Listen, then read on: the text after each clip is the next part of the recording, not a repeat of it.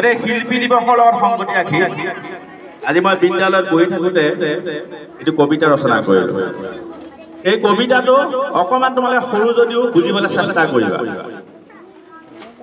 আজি শিল্পী দিৱস, আজি শিল্পী দিৱস, আজি দেখোন শিল্পী দিৱস।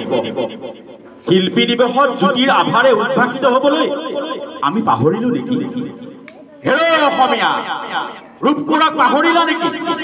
পাহৰিলা নেকি অসমীয়াৰ স্বাভিমানক? নে পাহৰিলা তুমি মই অসমীয়া বুলি?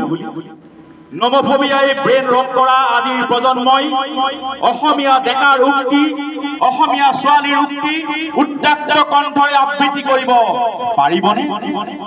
ক'ব পাৰিবনে? শক্তি পুত্ৰময় ভক্তি বুকুত লৈ মুক্তি প্ৰয়াসী হৈ বুলি সদম্ভে আংকল আন্টিৰ আধুনিক অসমীয়া সমাজত কলাগুৰু, নটসূৰ্য, কৰ্মবীৰ, দেশভক্তৰ কিবা মূল্য আছেনে?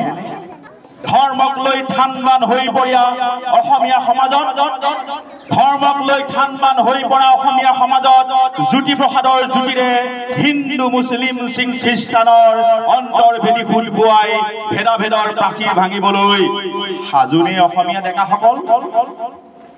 উকা হৃদয়ৰে পাৰ হৈ গ'ল শিল্পী দিৱস, উকা হৃদয়ৰে পাৰ হৈ গ'ল শিল্পী দিৱস।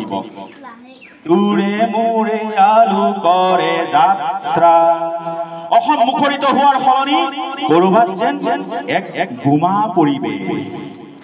শিল্পীৰ মুখতো নুশুনিলো আমাৰে সখীয়া আকুল বিয়াকুলে শীৰ্ষক কালজয়ী গীতৰ গুণগুণনি।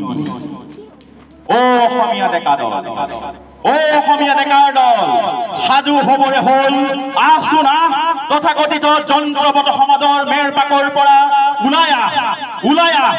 মাটিটো গলে ভেটিটো চন হোৱাৰ পৰা বচাবলৈ আহচোন আহ, ওলাই আহ, ওলাই আহ অসমীয়া ডেকা দল। ধন্যবাদ।